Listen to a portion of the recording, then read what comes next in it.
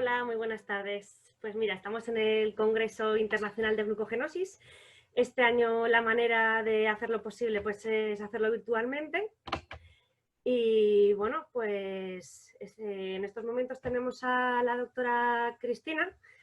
Es nuestra neuróloga de la unidad neuromuscular en el Hospital 12 de Octubre. Es el centro de referencia de enfermedades neuromusculares raras y bueno, pues sobre todo con especial interés y dedicación en las miopatías metabólicas. Es una neuróloga pues, que ve un montón de pacientes con McArdle desde hace ya mucho tiempo.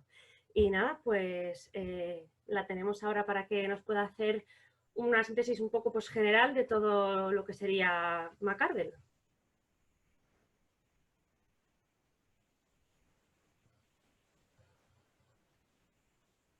Hola, buenas tardes.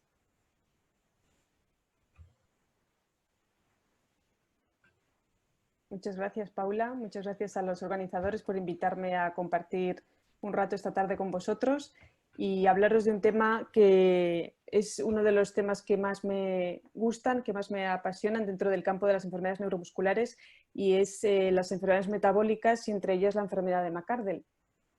Entonces voy a hacer un pequeño resumen sobre algunas de las cosas que creo que os pueden interesar sobre la enfermedad y finalmente sobre las nuevas investigaciones respecto a los tratamientos futuros para la enfermedad de McArdle y por favor todas las preguntas que se os ocurran o ahora a través del chat o bien después a través de mi correo electrónico os podéis poner en contacto conmigo de cualquier manera para resolver vuestras dudas, ¿vale?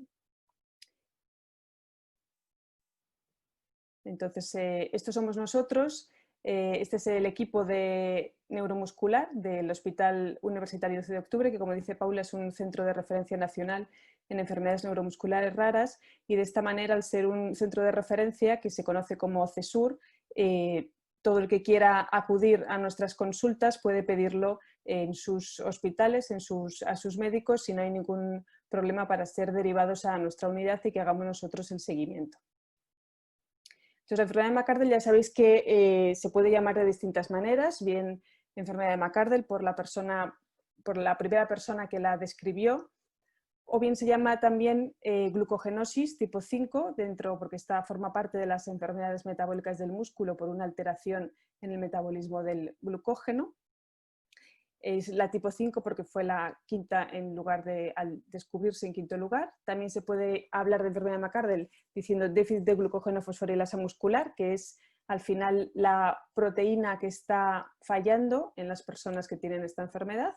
La glucógeno fosforilasa muscular también se puede llamar simplemente miofosforilasa, o bien PIGM, que en realidad es el nombre del gen que está alterado en la enfermedad y que la consecuencia es la alteración en la proteína codificada por este gen, que la proteína es la miofosforilasa. Entonces, para empezar, ¿qué es la enfermedad de McArdle? Bueno, pues esto seguramente ya lo sabéis. La enfermedad de McArdle es una alteración en el metabolismo muscular de los hidratos de carbono, es decir, sabéis que los músculos, igual que el resto de los tejidos, necesitan una serie de sustratos de los que va a obtener energía cuando lo necesite. El músculo utiliza como sustratos para generar energía, pues uno de los más importantes es el glucógeno. Esta imagen que veis aquí es una molécula de glucógeno que está constituida de todas estas ramificaciones en pequeñas moléculas de glucosa, de azúcar, que al unirse dan esta molécula de mayor tamaño y que es más estable a la hora de ser almacenada en el tejido, y ese es el glucógeno. Se almacena en distintos tejidos, pero el más importante, veis aquí que contiene hasta 400 gramos de glucógeno, es el músculo, porque es una de las fuentes más importantes para obtener energía el músculo cuando está trabajando. El glucógeno se va a degradar en sus moléculas de glucosa que la constituyen y esa molécula de glucosa va a dar lugar a través de distintas vías hacia la producción de energía en el músculo. La energía son moléculas que se conocen como ATP, es en definitiva la energía que necesita el tejido, el músculo, para contraerse y relajarse. Es decir, que toda esta vía para dar lugar a la energía parte de inicialmente degradar el glucógeno que está almacenado hacia glucosa 6-fosfato. Y ese paso de glucógeno a glucosa es el que hace la proteína fosforilasa muscular. Es decir, esta proteína es la encargada de degradar el glucógeno hacia glucosa y que luego ésta se metabolice en el músculo hacia energía. Por tanto, es una fuente muy importante de energía para el músculo. Pero no es la única. Otra fuente fundamental para el músculo es la oxidación de los ácidos grasos, es decir, de los ácidos grasos que proceden del tejido adiposo. De su oxidación es otra fuente importante de energía. Por otro lado, otra fuente de energía que no es ni los ácidos grasos ni el glucógeno, es las propias moléculas que se encuentran circulando por la sangre, como es por ejemplo la glucosa libre que está en la sangre, bien porque nos la acabamos de tomar o bien porque es sintetizada, liberada desde el hígado. Esa glucosa puede entrar en la célula, en el músculo, ser metabolizada y dar lugar a la energía. Es decir, aunque una persona que le falla este paso porque no le funciona bien la proteína fosforilasa muscular, un paciente con McArdle, sí que puede, sin embargo, utilizar la glucosa libre para generar energía, aunque no puede utilizar el glucógeno. ¿Y en qué momentos va a necesitar el músculo de un sustrato o de otro? Pues bien, durante el ejercicio, cuando el ejercicio es máximo, el principal sustrato que utiliza el músculo para generar la energía que necesita en ese ejercicio máximo es la glucosa. Sin embargo, en reposo son los ácidos grasos libres. Y entre medios, entre el reposo y el ejercicio máximo, es decir, un ejercicio submaximal que no es de intensidad muy alta, pues se utiliza, digamos, mitad ácidos grasos libres, mitad glucosa. Sin embargo, no solamente es la intensidad del ejercicio la que va a marcar qué sustrato está utilizando el músculo, es decir, no solamente es la intensidad la que lo va a marcar, sino que también va a ser importante la duración de la actividad física, la dieta del individuo, también la condición física de esa persona. No es lo mismo una persona sedentaria que una persona que ya practica algo de ejercicio físico. Todo eso va a influir en qué sustrato está utilizando el músculo en cada momento. ¿Y cómo se va a manifestar la enfermedad? Ya sabemos que la enfermedad se debe a que la proteína fosforilasa del músculo, que debería degradar el glucógeno para generar la energía, no funciona. Y que ese glucógeno en el músculo es muy importante cuando se realiza, sobre todo, la transición del reposo al ejercicio o bien un ejercicio intenso. Las manifestaciones, por tanto, van a ser no tener síntomas durante el reposo, puesto que está el músculo utilizando los ácidos grasos, pero esa transición desde el reposo a empezar a hacer alguna actividad, cuando el músculo va a requerir la degradación del glucógeno, es cuando al no poder utilizar este sustrato van a aparecer los síntomas, que van a ser síntomas de cansancio, dolores musculares. Además, el cuerpo va a responder con una respuesta que llamamos cardiovascular exagerada, es decir, al músculo no le están llegando los nutrientes que necesita para generar la energía, y entonces responde solicitando que llegue más sangre hacia los músculos, se activa el corazón para intentar que llegue más circulación hacia ellos y por tanto más sustratos. En ese momento los pacientes pueden experimentar una taquicardia a los pocos minutos de empezar el ejercicio. Si el ejercicio se prolonga, a pesar de todas estas molestias, pueden aparecer una rotura muscular más intensa que se va a manifestar con un episodio de rhabdomiólisis, que eso lo único que quiere decir es que mucho músculo se ha roto debido a que no era capaz no disponía de energía suficiente para realizar su función. Al romperse todo ese músculo, parte de las proteínas que deberían estar dentro del músculo se pueden liberar hacia la sangre y luego hacia la orina, que es lo que se llama la mioglobinuria, cuando la proteína mioglobina, que debería estar dentro del músculo, al romperse salir al torrente sanguíneo, pues aumenta mucho sus niveles y mucho sus niveles en orina. Esto es lo que puede ser peligroso, puesto que si se parte de unos niveles de CPK de 300 y se pasa a unos niveles de CPK de 30.000 porque se ha roto mucho músculo, toda esa liberación masiva de mioglobina hacia la sangre es lo que puede provocar un fracaso renal si el riñón no es capaz de eliminar bien toda esa proteína. Sin embargo, aunque es un riesgo que siempre hay que tener en cuenta en todo paciente con enfermedad de McArdle, es poco frecuente que un paciente que ya conoce cuáles son sus síntomas y hasta dónde puede llegar cuando practica alguna actividad física, llegue a hacer una rhabdomiólisis tan intensa que provoque un fracaso renal. Además de esta mioglobinuria o de esta rhabdomiólisis, que se manifestaría fundamentalmente con esa rigidez y dolor muscular, se pueden experimentar también contracturas dolorosas que pueden durar de horas a días. Todos estos síntomas dependen no solamente de esa intensidad del ejercicio, como ya hemos dicho, sino que también puede variar en función de si el músculo dispone de combustibles alternativos, y eso ahora lo explicaremos un poco mejor. También va a influir la condición física de la persona, puesto que en función de si es una persona que es sedentaria, pues tendrá menores condiciones para hacer un ejercicio físico que otra que realiza ejercicio de forma regular, que esa persona habrá entrenado a sus músculos, habrá mejorado su sistema circulatorio, habrán aumentado el número de mitocondrias que tiene dentro del músculo y que también son una fuente fundamental para generar la energía, etc. Es decir, que no solamente es el ejercicio el que va a marcar los síntomas que produce la enfermedad, sino también los combustibles alternativos, la dieta y la condición física del individuo. Esto, entre otras cosas, puede explicar que haya una diferencia muy importante entre personas diagnosticadas de la enfermedad que pueden tener síntomas muy distintos unos de otros. Y algo fundamental es el fenómeno de second wind o segunda oleada. Digo fundamental, por lo menos desde el punto de vista clínico, puesto que es un parámetro que nos va a ayudar mucho a los clínicos cuando tenemos que hacer un diagnóstico, porque este fenómeno es exclusivo de personas con la enfermedad de McArdle. ¿Y en qué consiste? Pues el fenómeno de second wind o segunda oleada consiste en que cuando se inicia la actividad física, empieza al cabo de unos momentos esa respuesta que hemos contado cardiovascular exagerada, esa taquicardia. En muy poquito tiempo, en este gráfico, todos estos puntos es la frecuencia cardíaca y estos puntos es el trabajo que se está haciendo.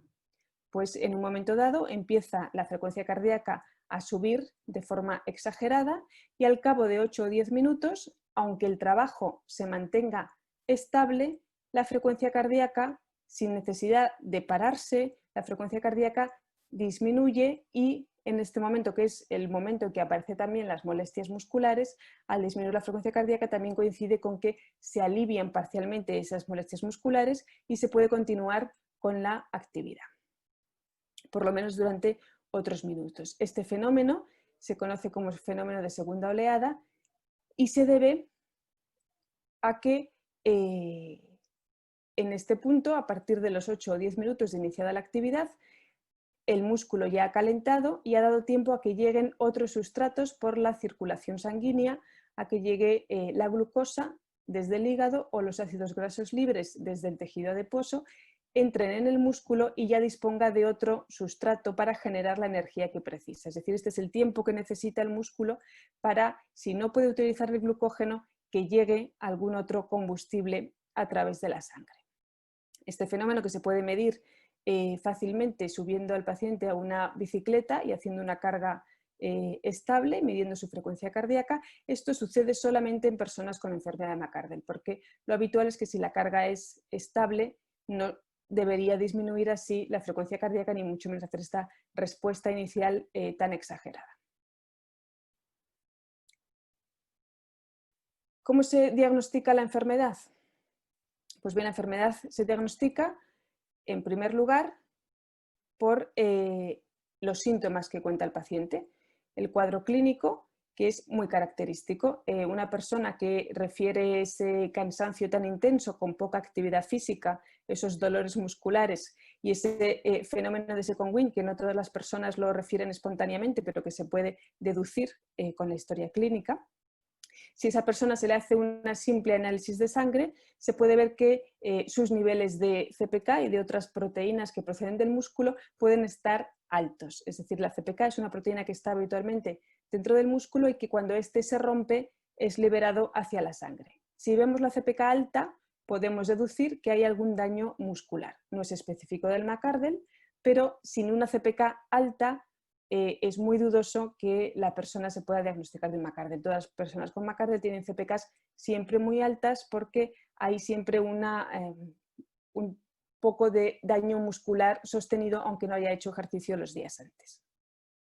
Es muy importante también darse cuenta que en una analítica además va a verse alteradas las proteínas que se llaman transaminasas, que son estas dos, ALT y AST, entre otras, que habitualmente los médicos atribuyen alteraciones en las transaminasas a un origen en el hígado, porque son mucho más comunes y en mayor cantidad en el hígado, y cuando están alteradas habitualmente son indicadores de una enfermedad del hígado.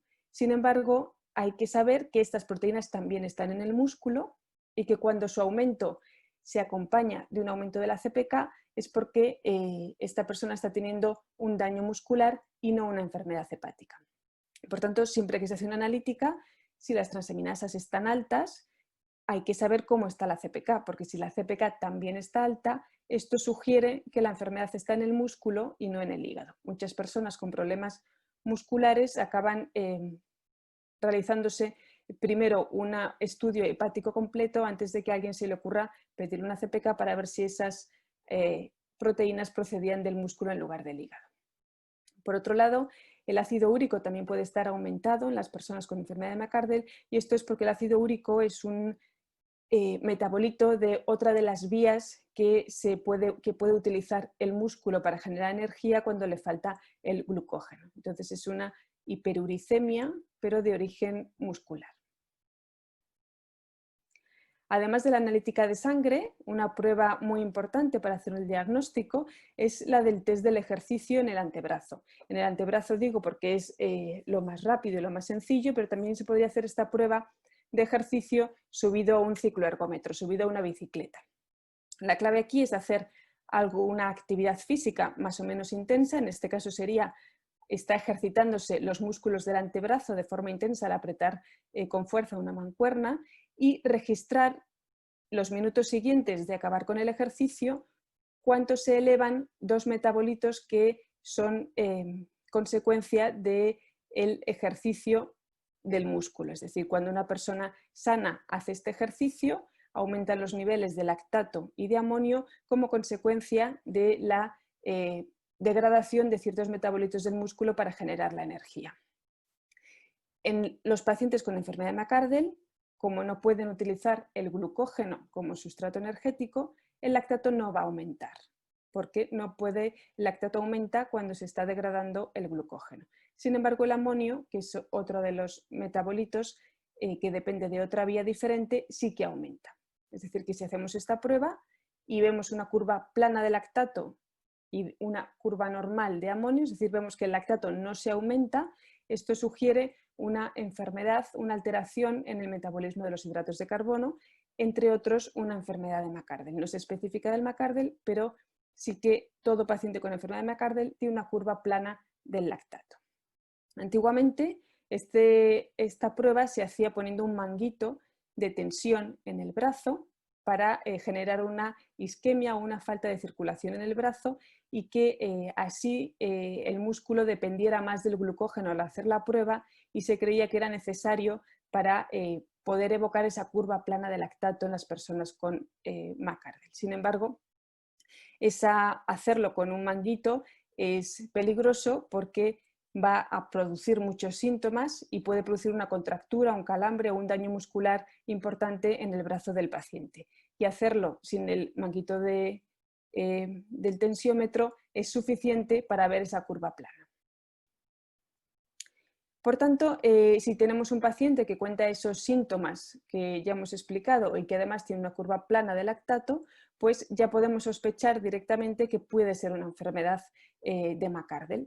Y para confirmarlo haríamos un estudio genético, es decir, haríamos un análisis de sangre buscando en el gen PIGM, que es el gen que codifica la información para la fosforilasa muscular, buscaríamos en este gen si existe alguna mutación.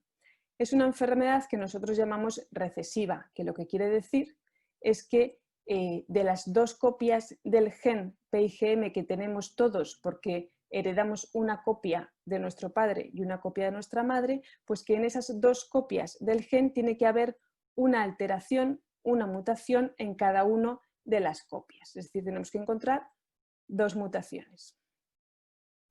Si, por ejemplo, esta es una familia, aquí vemos estos dos palitos, representan el gen PIGM y todos tenemos dos copias de ese gen, ¿vale? Dos copias, una heredada del padre, una heredada de la madre. Pues bien, hablamos de enfermedad recesiva cuando, como es el caso de la enfermedad de McArdle, veis, estos son los dos pacientes que estarían enfermos, los que están con fondo negro, y vemos que en las dos copias del gen PIGM tienen en cada una de ellas un puntito rojo que es el que está representando esa mutación, esa alteración genética. Si en las dos copias tienen la mutación, la persona desarrollará síntomas de la enfermedad. Si solamente tienen una de las dos copias con mutación, que serían, por ejemplo, los padres de este paciente tiene cada una de sus copias del gen una mutación. ¿Por qué? Porque una la ha heredado de su padre, que tiene una sana y una con mutación, y la otra la ha heredado de su madre, que tiene una sana y una con mutación, ¿vale? Entonces, los padres van a ser portadores de la enfermedad, pero no van a desarrollar síntomas porque una de las copias de su gen está sana. Esto quiere decir que el riesgo de que dos personas con una mutación en ese gen, siendo portadoras, tengan un hijo con la enfermedad sería de un 25%.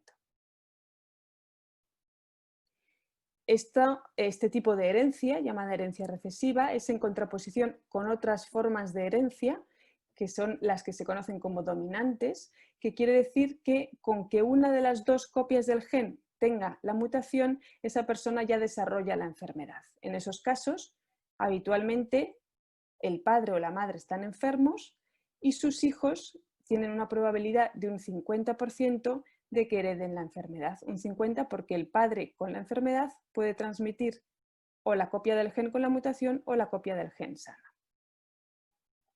Por tanto, cuando hacemos un estudio genético con la sospecha de una enfermedad de McArdle, recordar, hay que identificar una mutación en cada una de las copias del gen.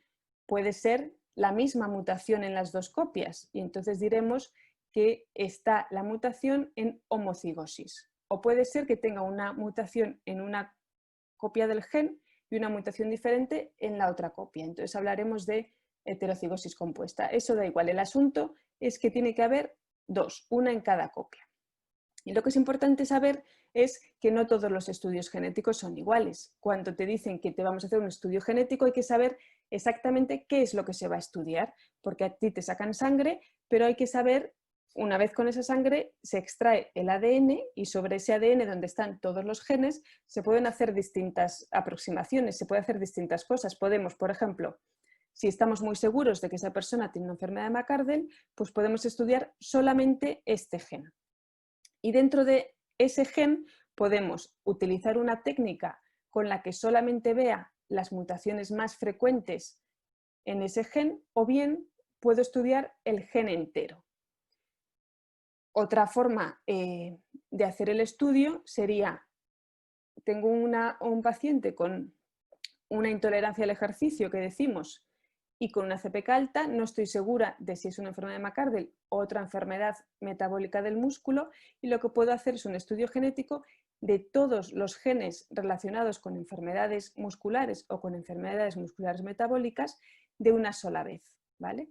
En función de si estamos utilizando un estudio que nos permite analizar 100 genes juntos o un estudio que nos permite estudiar solamente un gen, pues va a tener diferente cobertura y diferente sensibilidad, es decir, la técnica, si estamos estudiando 100 genes simultáneamente, a lo mejor el gen PIGM no se ve bien y se puede escapar alguna mutación. Es decir, que siempre hay que interpretar bien los resultados de los estudios genéticos, saber qué se ha estudiado para poder luego interpretar ese resultado.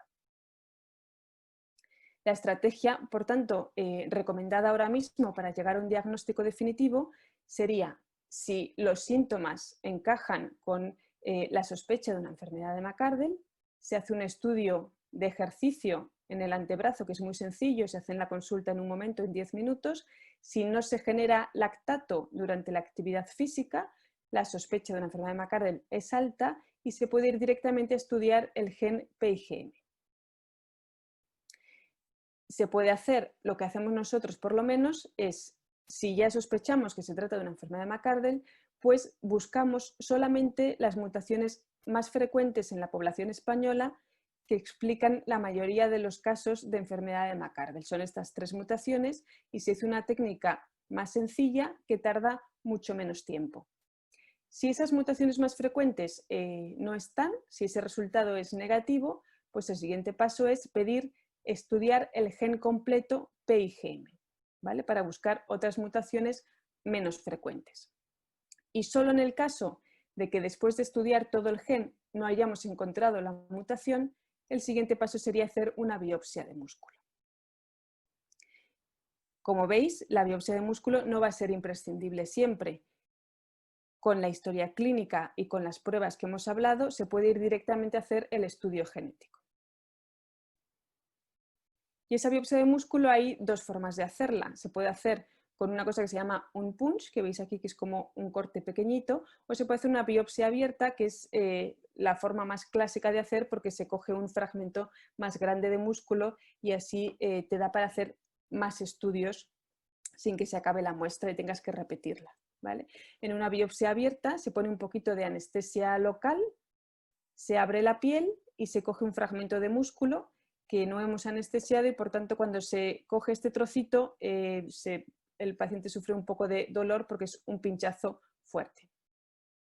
Sobre ese músculo, pues en ese músculo lo que vamos a ver, esto es una imagen que se puede ver a través de un microscopio óptico de un paciente con la enfermedad de McArdle. Estas son las fibras musculares y una fibra muscular normal es así, rosita entera y no tiene ninguna... Esto es lo alterado, ¿vale? Estas vacuolas que nosotros llamamos rodeando a las fibras son unos agujeros que en realidad están llenos del glucógeno que el paciente no puede degradar. Esto de un color así más moradito que vemos aquí abajo es glucógeno que se puede ver así de este color con esta tinción que se llama PAS. Esto es con microscopía electrónica y lo que vemos que esto se corresponde, esto es el músculo normal y todo esto que se corresponde con una de estas vacuolas está lleno, este material, todo esto es glucógeno, ¿vale? Además de esto, que es muy compatible con la enfermedad, pero no específico del McArdle, lo que se puede hacer es estudiar en el tejido muscular la actividad de la proteína fosforilasa, la proteína que falla en la persona con enfermedad de McArdle. Esto, que no se tiñen las fibras, significa que no tiene actividad de la fosforilasa muscular. Y por tanto, con una biopsia de músculo, si se ha mirado la actividad de la proteína en ese tejido, se confirma el diagnóstico de enfermedad de McArdle, porque la única enfermedad que hace que no se tiñan las fibras al mirar la actividad de fosforilasa es la enfermedad de McArdle. Así sería, por tanto, un pequeño resumen de en qué consiste la enfermedad y cómo se llega a un diagnóstico. Y los siguientes minutos serán para hablar sobre si existe algún posible tratamiento. En principio, para el tratamiento de la enfermedad de McArdle se han probado muchas cosas. En el año 2014 se hizo una revisión por parte de los científicos para intentar ver cuál de todas esas cosas que se estaban utilizando funcionaba realmente, es decir, a ver si había algún ensayo clínico que hubiese demostrado de forma fehaciente que ese determinado producto funcionaba en la enfermedad de McArdle, y el resultado fue que ninguno de los que se estaban utilizando funcionaba o había demostrado que fuese útil. Ni la creatina, ni el Carnicor, ni la B6, ninguna de esas sustancias había demostrado que funcionaba. Es decir, no hay ningún tratamiento ahora mismo específico, que ningún fármaco, ninguna vitamina, ningún suplemento alimenticio que digamos que ha demostrado que es eficaz para tratar la enfermedad de McArdle. En el tratamiento, lo fundamental es el ejercicio físico, ¿vale?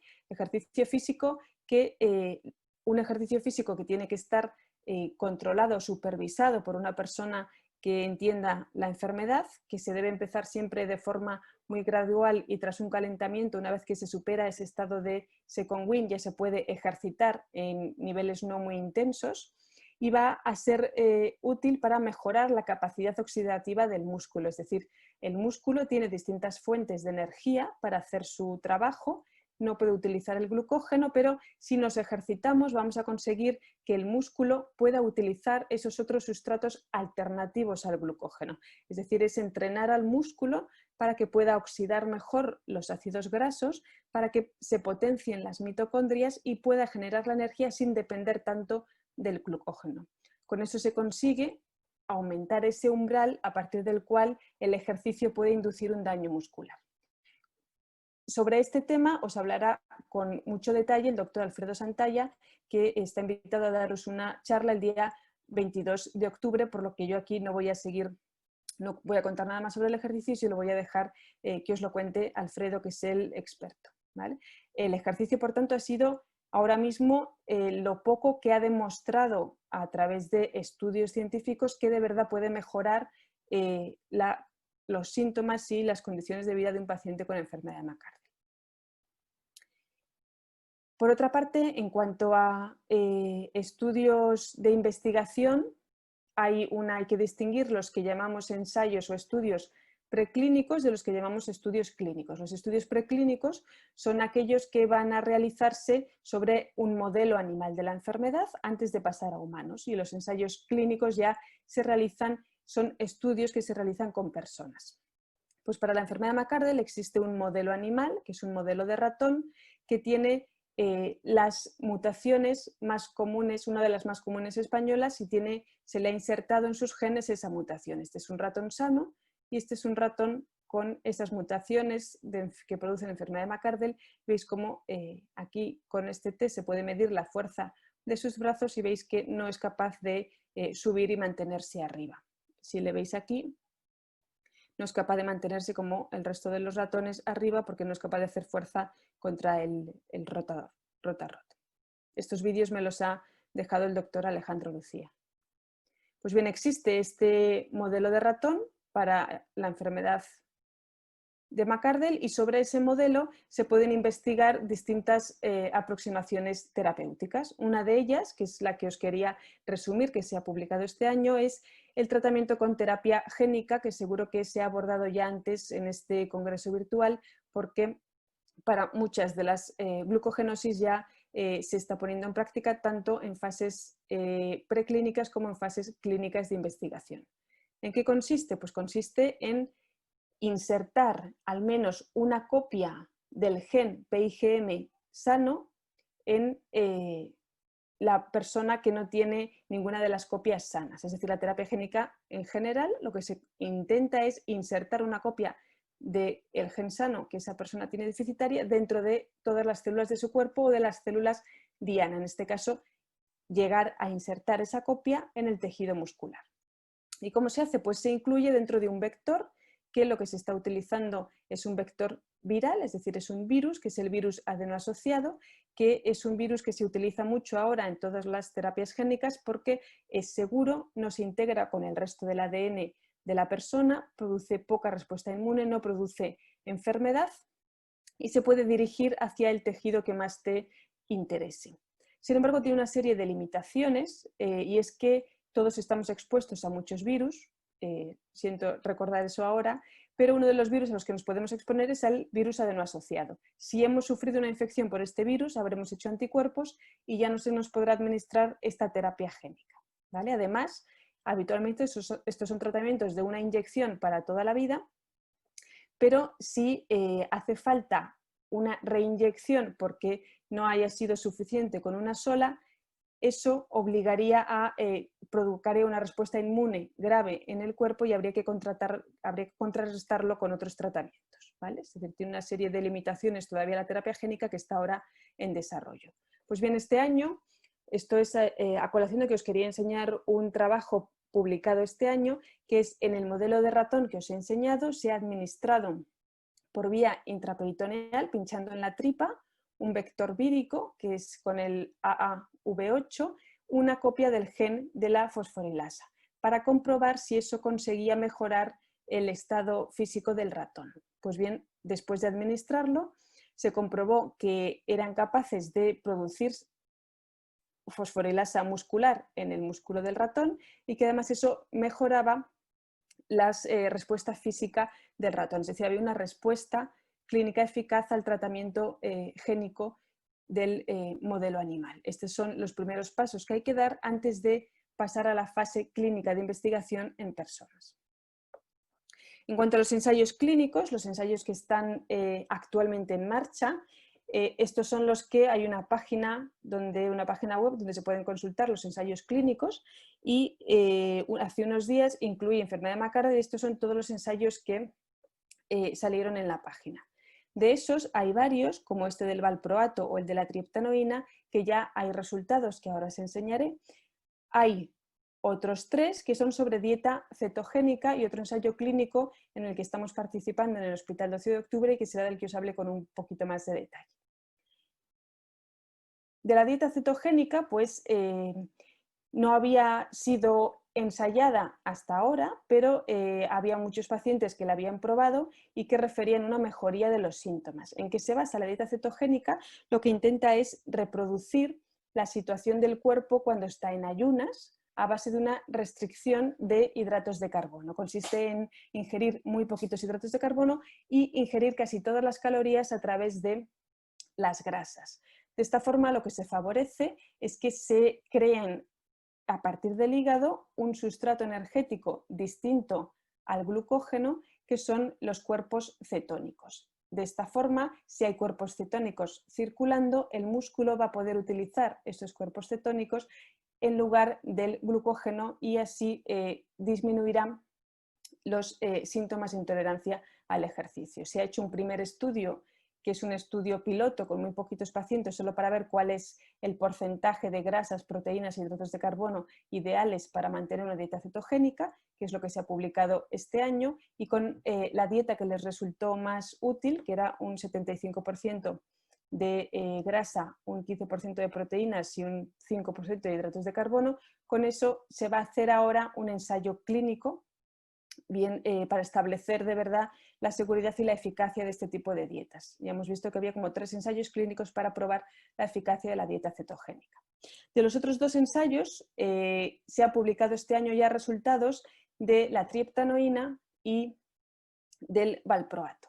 Se había especulado si la triptanoína, que es un triciglicérido, podía mejorar la tolerancia al ejercicio en los pacientes con enfermedad de McArdle porque se estaba aportando un sustrato diferente para que el músculo pudiese utilizar en lugar del glucógeno, pero el resultado de este ensayo ha sido negativo, es decir, no se ha demostrado que la triptanoína sirva para mejorar los síntomas de los pacientes con McArdle.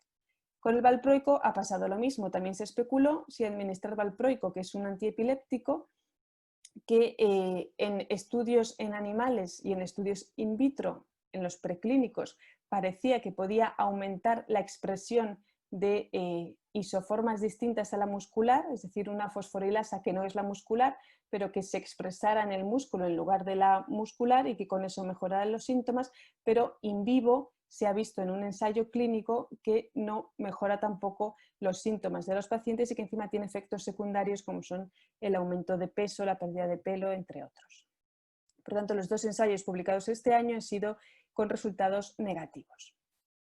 Y finalmente, el último ensayo del que os quería hablar es un ensayo clínico que es un fase 1 de un producto que se llama REN 001. Es un ensayo en el que estamos participando en el Hospital 12 de Octubre, yo con el grupo de Alejandro Lucía y Alfredo Santalla, en el cual queremos comprobar si funciona un nuevo producto que va a intentar lo mismo que el músculo tenga un sustrato para obtener la energía distinto al del glucógeno. Es un producto que lo que han demostrado ya en otras enfermedades y en el modelo preclínico ha demostrado que consigue mejorar toda la oxidación de los ácidos grasos e incluso que se multipliquen las mitocondrias. Entonces, la idea es que con este tratamiento mejoren los síntomas de los pacientes. Entonces, es un ensayo, en el que está ahora abierto y que si alguno está interesado en participar se puede poner en contacto conmigo para que lo valoremos.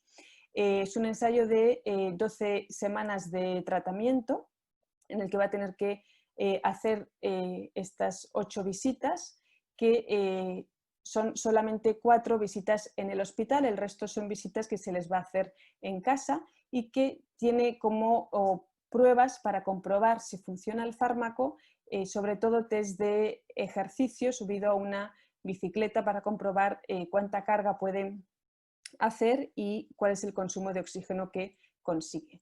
Es un fase 1, esto quiero recalcarlo, eso quiere decir que el objetivo en esta primera fase, en estas primeras 12 semanas de tratamiento, es comprobar que es un fármaco que es seguro más que comprobar que es un fármaco eficaz. Fundamentalmente, aunque también veremos su eficacia, es para comprobar seguridad porque son las fases iniciales de un ensayo clínico con tratamiento de unas poquitas personas. Y eso es todo lo que quería contaros. Muchas gracias por vuestra atención. Cualquier cosa que me queráis consultar o si alguno quiere participar en este ensayo puede contactar conmigo en este correo electrónico. Ahora damos paso a las preguntas.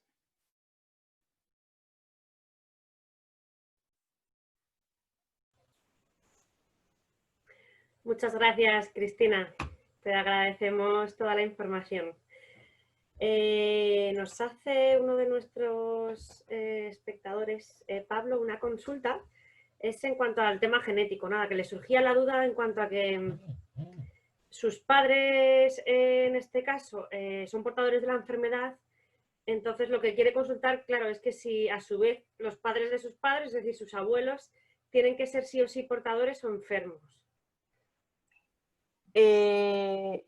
Claro, lo que pasa, si una persona es portadora, quiere decir que tiene solamente una mutación en una de las copias de su gen y que lo ha heredado de su padre o de su madre, ¿no? Entonces, lo habitual es que también sean portadores. Lo que pasa es que siempre en algún punto la mutación puede aparecer por primera vez dentro de una familia, es decir, que en algún punto aparece una mutación que llamamos de novo porque no estaba antes en la familia y aparece en ese sujeto en concreto. Entonces, lo habitual es que también sean portadores, pero no puede asegurarse al 100%.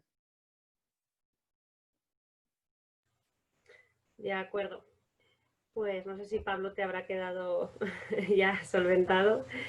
Y no sé, ¿puedo aprovechar a hacerte una consulta, doctora? Ya que, bueno, sabes que estoy embarazada, estoy ya en un estado avanzado, bueno, ya son 6 meses, bueno, son 25 semanas casi, y me empiezan a surgir dudas de si sería necesario el plantear algún protocolo posible, ya que me están preguntando por el tema de McArdle, pues para el parto. No sé si...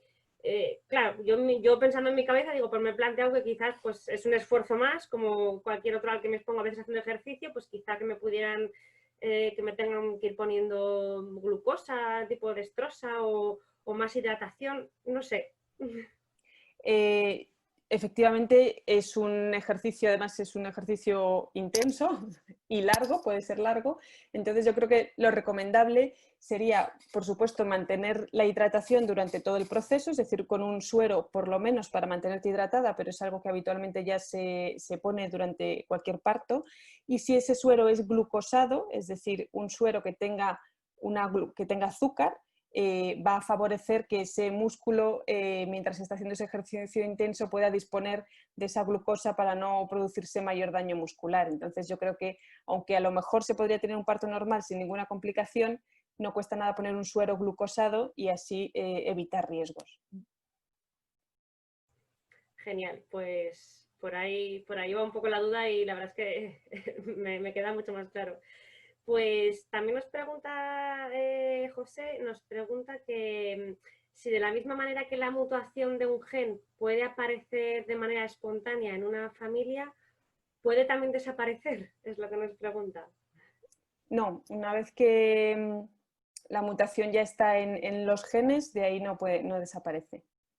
Lo que va a hacer, si ya la persona tiene la mutación, la va a transmitir a su descendencia. Si una persona está enferma de McArdle, eso quiere decir que las 2 copias de su gen tienen una mutación, con lo cual a sus hijos solamente les puede transmitir una copia con mutación, con lo cual sus hijos obligadamente van a ser portadores. De acuerdo. Tenemos por aquí también una consulta acerca de la dieta cetogénica, que nos has hablado un poquito, aunque los estudios no hayan sido muy... Nos pregunta Manu que si puede ser interesante para la enfermedad de Pompe, ya que también ellos tienen problemas con la descomposición del glucógeno. En la enfermedad de Pompe también se ha planteado, con menos éxito que en la enfermedad de McArdle, porque al final en la enfermedad de Pompe, aunque efectivamente no se pueda degradar el glucógeno, realmente los pacientes con Pompe no tienen problemas para generar energía. Es decir, no pueden degradar el glucógeno, pero el que está dentro de los lisosomas, pero sí pueden degradar el resto del glucógeno para generar la energía a través de la glucosa que liberan. Entonces, la dieta cetogénica al final lo que persigue no es que no se acumule glucógeno, que es el problema en el Pompe, sino obtener un sustrato alternativo al glucógeno para generar la energía.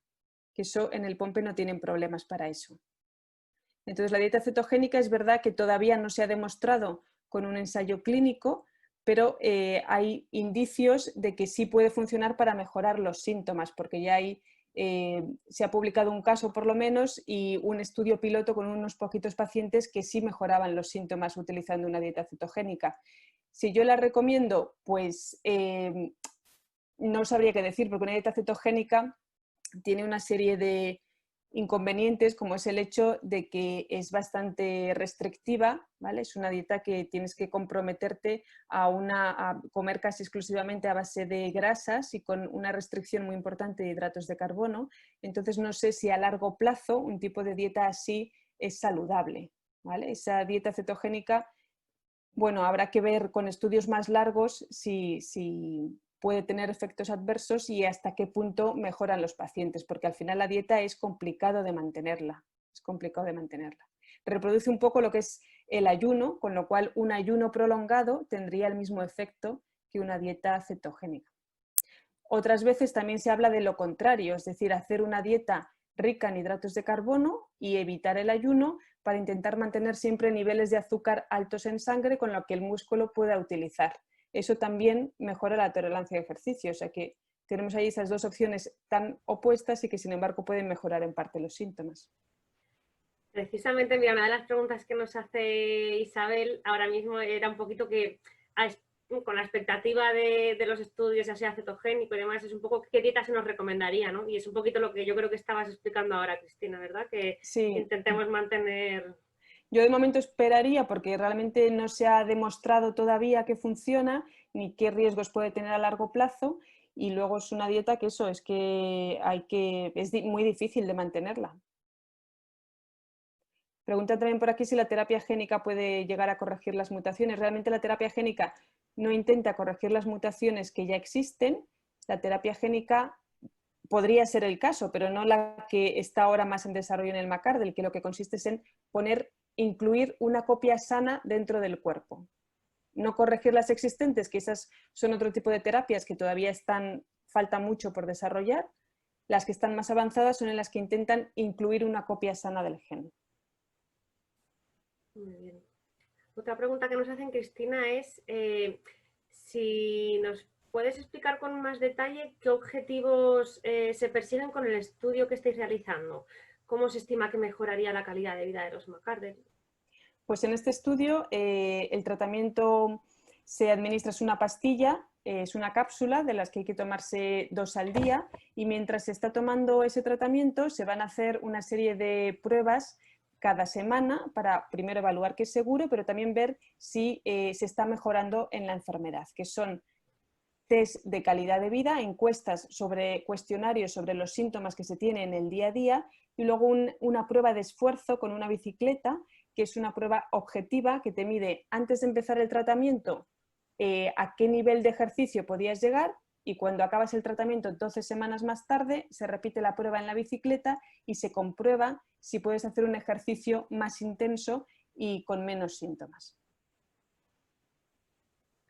De acuerdo. Tenemos también otra preguntita de César que le surge también una duda un poquito con lo de antes, que es en cuanto al tema genético. Y él se pregunta que qué implica que tus descendientes sean portadores. No sabe exactamente si puede tener eso algún síntoma. Tus descendientes son portadores seguro, pero una persona portadora quiere decir que tiene en una copia de su gen, del gen PIGM, una mutación, y la otra copia que habrá heredado de su madre, en este caso, que está sana. Las personas que tienen una copia por lo menos sana no tienen ningún síntoma. Los portadores no tienen síntomas. Por eso las personas con McArdle, sus padres, que son los dos portadores, tampoco tienen síntomas. ¿Qué pasa? Que si ese hijo portador tiene un hijo a su vez con otra persona que también tiene una mutación en ese gen, cosa muy poco frecuente, podría tener un hijo también con la enfermedad.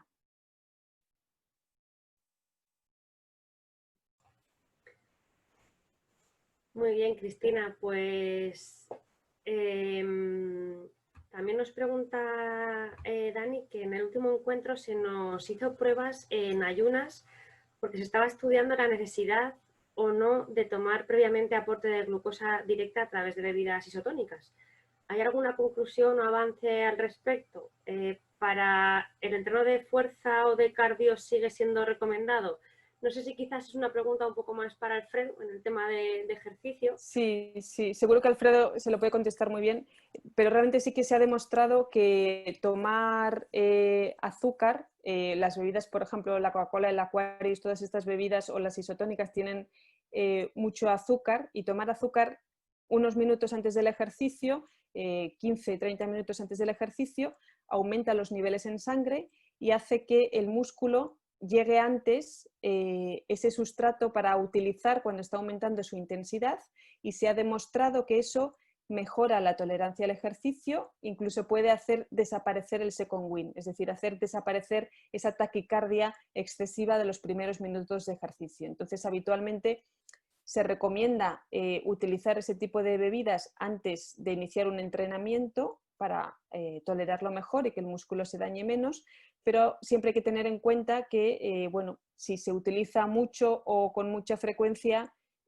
podría provocar un aumento de peso, pero en principio si se está haciendo ese ejercicio se tendría que consumir todo y no engordar, pero bueno, siempre hay que tener cuidado con esas bebidas que son tan calóricas por si implica un aumento de peso.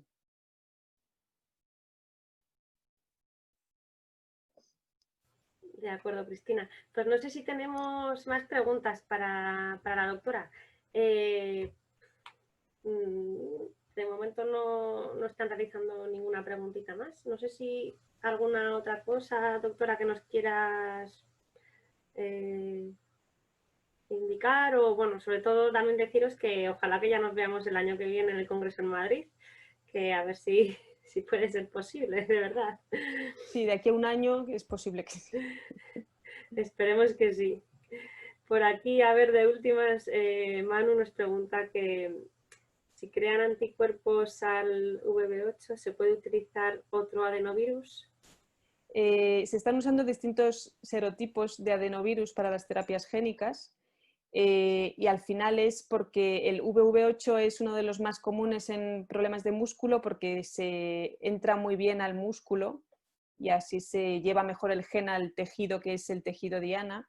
Pero si la terapia se ha diseñado con ese serotipo, si tú tienes anticuerpos frente a ese y no, si ya está diseñada para el AVV8, eso no se puede cambiar a otro diferente. No sé si me he explicado. Sí, creo que sí que te la queda clara, Manu. Pero en la población general tener anticuerpos frente a esos serotipos de ese adenovirus es menor al 5%. Vale. Vale, pues no sé si de momento algún espectador quiere realizar alguna otra pregunta, y si no, pues podremos darlo por finalizado.